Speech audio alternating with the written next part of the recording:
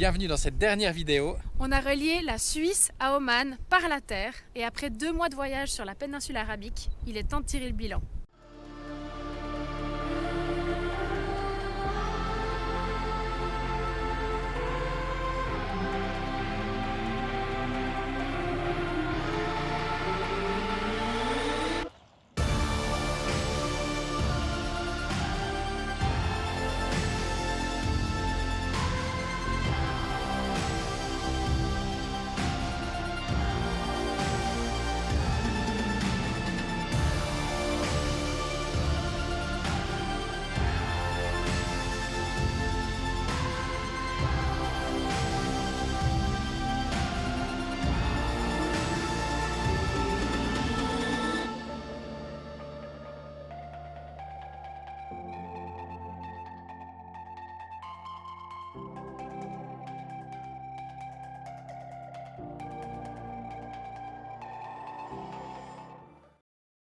Pour relier Oman à la Suisse, on a traversé l'Europe de l'Est.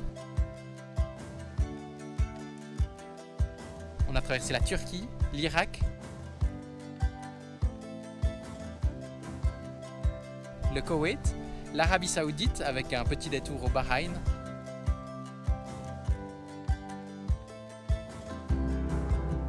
les Émirats Arabes Unis et finalement Oman. Il y a 3 ans, on avait fait un périple un petit peu similaire. On avait relié l'Inde à la Suisse uniquement par la terre. Ce périple, il avait été un petit peu plus compliqué que celui-ci parce qu'on avait traversé une zone un petit peu sensible au Pakistan. Mais cette fois, ce trajet, il s'est déroulé sans aucun souci. Donc on a hâte de vous partager notre expérience. Ce trajet, c'est plus de 10 000 km qu'on a parcouru, 6 trains, 3 bus de nuit, ce qu'on n'aime pas particulièrement, beaucoup de bus, quelques taxis collectifs.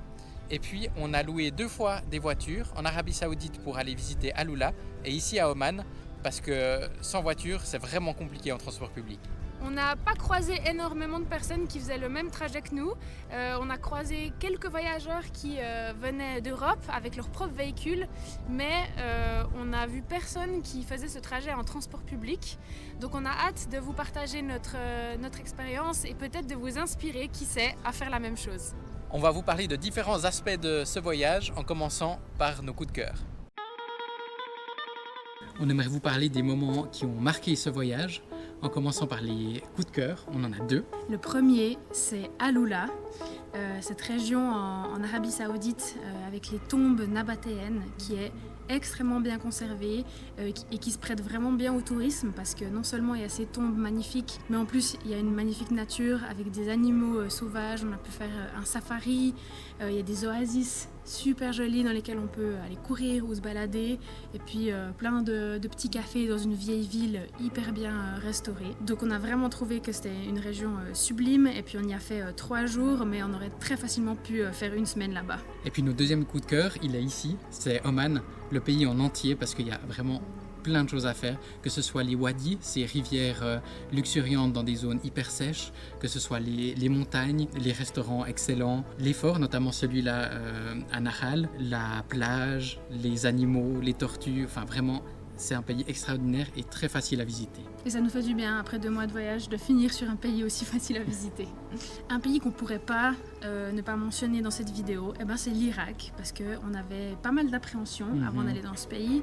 Il a une réputation qui est vraiment pas très bonne et qui est en partie justifiée par l'histoire récente du pays. D'une part à cause de la guerre contre Daesh, qui est quand même assez récente, et d'autre part la guerre contre les États-Unis qui a eu au début des années 2000.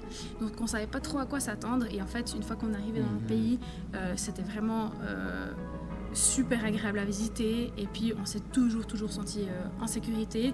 Une fois qu'on s'habitue un peu aux checkpoints qu'il y a assez souvent, honnêtement le pays il était magnifique, il y avait tellement de belles choses. C'était vraiment dingue. Ouais, entre les villes, les souks, les mausolées chiites super beaux, Babylone, il y avait énormément de choses super belles à voir et puis on est très content d'avoir pris notre temps dans ce pays. Il faut savoir que c'est quand même pour voyageurs aguerri, disons, parce que c'est pas facile de le visiter en tant que touriste, mais on a bien aimé ce petit défi. Une question que vous nous avez beaucoup posée, c'est la question de la sécurité dans tous ces pays, donc c'est le prochain chapitre. Baptiste, explique notre situation. On veut aller au restaurant qui est juste de l'autre côté de cette route, qui est une grande route. À 300 mètres à vol d'oiseau. Voilà. Hein. Et en fait, on doit faire un monstre détour pour pouvoir traverser la route à pied. Donc, on se pose la question de prendre un taxi pour faire ce trajet-là. Pour traverser la route, en Voilà. fait. Et on va marcher 2,4 km, du coup, à pied. C'est débile. Quand on voyage au Moyen-Orient, évidemment, la thématique de la sécurité revient souvent. C'est une question qu'on s'est posée avant de partir. Et en résumé, c'était pas dangereux du tout. Il n'y a jamais eu de moment où on s'est vraiment senti menacé par qui que ce soit. Malgré le fait que souvent, d'un pays à l'autre, on nous disait que pour le pays suivant, il faut se méfier des gens, que ce soit les Irakiens qui disaient qu'il fallait se méfier des Kurdes, ou bien des touristes qui nous disaient qu'il fallait se méfier des Arabes. On n'a vraiment eu aucun problème. La seule fois où quelqu'un a essayé de nous arnaquer, c'était un chauffeur de taxi. Une fois en 2 mois, c'est beaucoup moins que dans pas mal d'autres pays qu'on a visités. Ce qui, à notre avis, joue un rôle dans le fait qu'on se sent peu en danger dans ces pays, c'est l'absence totale de l'alcool. Parce que dans pas mal de pays, bien souvent c'est ça qui fait que en soirée, quand il y a des bandes de gens, tout à coup on est un peu plus en insécurité et ici c'est pas du tout le cas.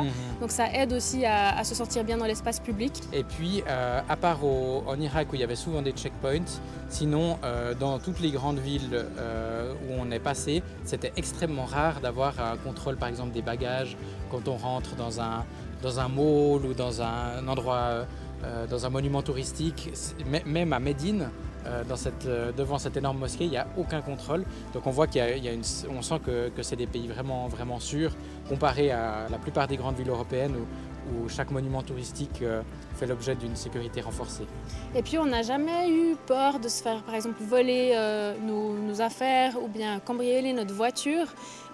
Ici à Oman particulièrement, il n'y a vraiment aucun risque, il y a même tout le monde qui nous le dit, vraiment il y a pas de risque, les pickpockets semblent même pas exister. Donc ça fait du bien aussi parce que c'est pas le cas partout. On a pas mal voyagé en Amérique centrale, en Amérique latine.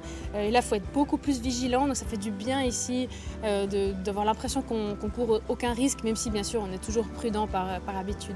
Par contre, c'est quand même arrivé qu'on ne se sente pas en sécurité. C'est sur la route. Comme on voyage en transport public, on est un peu à la merci des bus et puis des taxis partagés. Et des chauffeurs suicidaires. Et puis il y a quand même eu plusieurs fois où en fait le risque c'est que les chauffeurs conduisent hyper vite et qui dépassent les voitures de manière super dangereuse. Donc il y a eu une fois en Arabie Saoudite, on a pris un taxi partagé et le chauffeur roulait à plus de 180 km/h sur l'autoroute. Alors bon, la route en l'occurrence c'était en bon état, mais c'est hyper effrayant en fait parce qu'on est dans cette voiture et on peut pas faire grand chose à part prier et espérer que tout aille bien. Donc c'est vraiment ça les moments les plus tendus. C'est ça, particulièrement en Irak et en Arabie Saoudite, ouais. Sinon ça allait bien. Et puis à Oman ici, ils conduisent tout à fait bien. Et en parlant d'absence d'alcool, ça nous amène au chapitre suivant, qui a une très grande place dans cette région, la religion. La religion, c'est un élément important de ce voyage, parce que dès Istanbul jusqu'à maintenant, on est passé dans tous des pays musulmans, avec évidemment beaucoup de mosquées, une population très croyante et pratiquante, ce qui veut dire par exemple que dans certains pays, les magasins vont être fermés pendant la prière, ou les cafés, etc. Et puis la place de l'islam fait qu'on a dû souvent se poser la question de l'habillement. À chaque fois qu'on sort ou qu'on fait certaines activités, on doit réfléchir qu'est-ce qui est approprié comme habillement pour ne pas choquer et puis pour s'adapter à la culture locale. Par exemple, à chaque fois qu'on va à la piscine ou qu'on va se baigner, de savoir s'il y aura des locaux et puis si oui, on doit prendre des t-shirts, enfin se couvrir plus que ce dont on a l'habitude. Et pour les femmes, c'est quelque chose qui est d'autant plus important parce que les femmes se couvrent systématiquement plus que les hommes. Donc c'est vrai que pour moi, c'était chaque jour un questionnement de ne pas être trop dévêtue, de surtout pas choquer parce que c'est vrai vraiment pas notre but. Nous, on a vraiment envie de respecter les coutumes, les mœurs locales, c'est super important. Mais du coup, il y a toujours cette question-là, cette pression de savoir est-ce qu'il faut mettre le hijab, parce qu'il a à aucun moment de ce voyage, à part à Médine, été obligatoire, mais des fois je l'ai quand même mis parce que tout le monde le porte et puis c'est simplement une marque de respect. Donc c'est vrai qu'après 2 mois de voyage, ça peut devenir un petit peu fatigant de toujours avoir cette question en tête. Et un autre élément culturel qui est forcément lié à la religion, c'est la place des femmes dans l'espace public. Il y a souvent eu des moments où j'étais vraiment la seule femme dans une grande foule d'hommes. Et c'est vrai que souvent je me disais, mais où sont les femmes? Et puis il faut s'habituer à être seule au milieu des hommes. La femme et la famille ont des statuts différents. Donc ça veut dire que si on va dans un bus, Baptiste et moi, on va devoir s'asseoir à un endroit spécifique et pas dans la zone homme seul.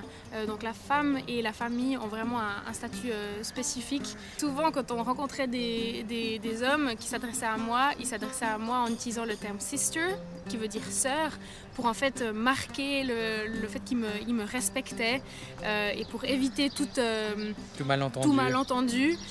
Donc c'est vrai que c'est assez amusant parce que c'est pas du tout quelque chose que nous on connaît en Europe.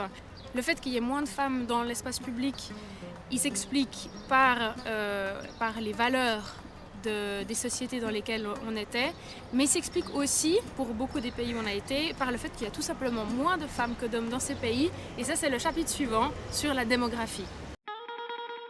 La démographie dans les pays qu'on a visités nous a particulièrement marqués parce qu'il y a énormément d'immigration. Et puis un fait qui nous a aussi marqué dans la culture des pays qu'on a visités, c'est le fait que les gens aiment bien se faire servir, beaucoup plus que dans les pays européens desquels on vient. La notion de service est particulièrement ancrée, que ce soit quand quelqu'un arrive devant un café ou devant un restaurant ou un bar à jus, il va klaxonner pour que quelqu'un vienne le servir, pour qu'il ne doive pas sortir de sa voiture s'il veut consommer à l'emporter. Les bancomates, en fait, c'est des drive-in, on ne doit pas sortir de sa voiture. Donc il y a vraiment le côté où parfois le but c'est de faire le moins d'efforts possible pour être servi. Et pour nous, ça c'est un concept assez étranger. Et puis les familles qui ont un bon revenu en fait vont souvent avoir des employés de maison. Donc des nounous pour les enfants, des gens qui les accompagnent quand ils sortent en famille pour s'occuper des enfants, et puis des employés de maison en général, que ce soit pour le ménage, le jardin, la cuisine. Ça de nouveau c'est quelque chose qu'on n'a pratiquement pas en Europe, même quand on est dans la classe moyenne. Et du coup, pour répondre à cette grande demande d'employés et aussi de manière générale pour le développement de ces pays, eh bien c'est nécessaire d'avoir une immigration forte de l'extérieur. Il y a plus de 13 millions d'immigrés du sous-continent indien, donc Inde, Pakistan, Bangladesh, qui habitent dans les pays du Golfe. Ils sont là pour travailler sur les chantiers, dans les restaurants, dans les hôtels, dans les services. Enfin, vraiment, on en voit partout. C'est souvent des emplois peu qualifiés et aussi peu rémunérés, ça c'est important de le rappeler. Et puis, du coup, dans certains pays, il y a largement plus d'immigrés que de nationaux. Et ça, c'est marquant, c'est assez rare.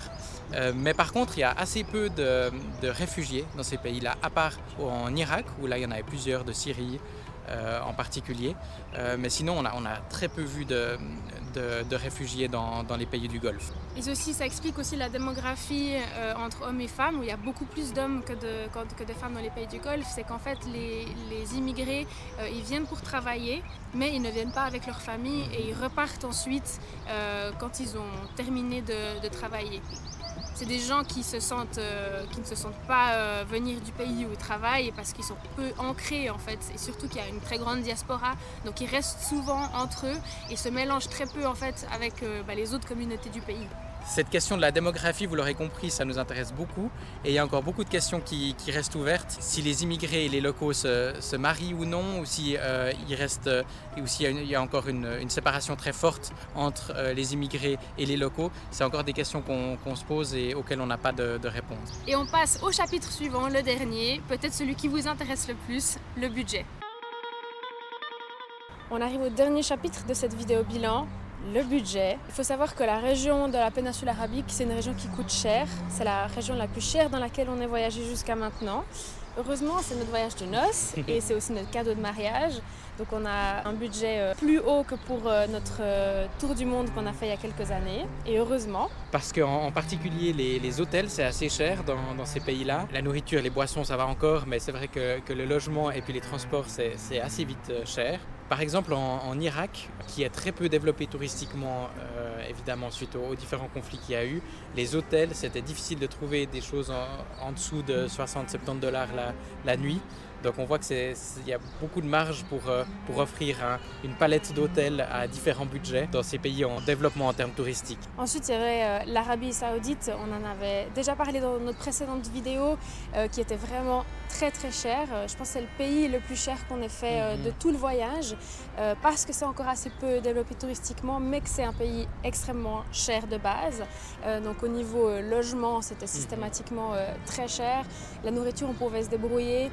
Mais logement, activité et transport, c'était vraiment cher.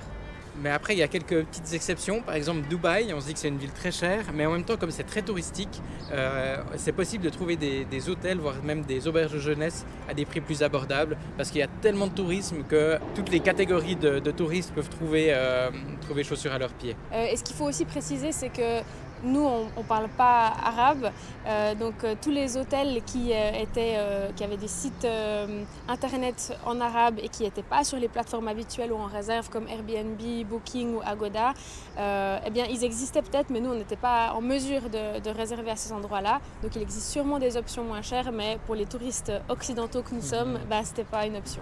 Il y a très peu de voyageurs sac à dos, de backpackers, par rapport à l'Inde ou à l'Iran ou à plein d'autres pays qu'on a visités.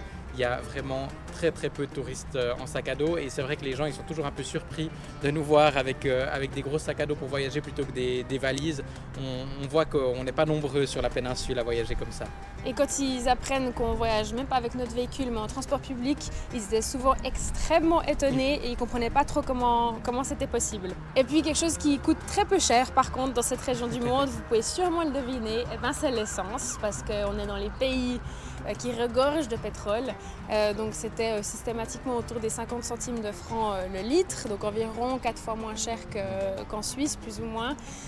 Donc c'est aussi pour ça que c'est tellement plus rentable de louer une voiture plutôt que de prendre les transports publics, et c'est aussi la raison qui explique pourquoi c'est assez peu développé finalement le train, les métros qui émergent gentiment mais lentement. Ce qui est assez amusant, c'est qu'on a pour la première fois eu l'impression d'avoir un pouvoir d'achat assez restreint parfois comparé aux habitants des pays dans lesquels on était, parce que tout est assez cher et puis que nous on avait un budget certes assez élevé, mais en fait il y a tellement de gens riches dans ces pays-là, même si ce n'est pas la majorité. On sentait bien que souvent on ne pouvait pas se permettre n'importe quoi, donc on devait faire attention, alors que dans pas mal de pays où on a voyagé, que ce soit l'Inde, que ce soit l'Asie du Sud-Est, on pouvait à peu près aller n'importe où et s'en sortir financièrement. Et là, il fallait vraiment faire des choix beaucoup plus stratégiques que dans d'autres pays. On est ici de retour à la grande mosquée de Mascate. C'est la fin de notre voyage, demain on rentre en Suisse et c'est aussi la fin de cette dernière vidéo. Tout comme pendant notre tour du monde, on a énormément apprécié partager notre voyage avec vous. On a aussi été très agréablement surpris de voir que vous êtes plus de 1000 sur notre chaîne désormais. Ça fait très plaisir, même si bien sûr on ne fait pas ces vidéos pour les vues ou pour les likes ou pour les abonnés. Ça fait chaud au cœur de voir qu'il y a des gens qui sont intéressés par ce qu'on fait, et on espère peut-être un peu vous inspirer avec nos choix de pays qu'on voyage, qui sont peut-être parfois un peu en dehors des sentiers battus. Alors merci pour votre fidélité, pour votre soutien et pour vos gentils messages et commentaires. On lit vraiment tout et on apprécie beaucoup vos retours. À bientôt.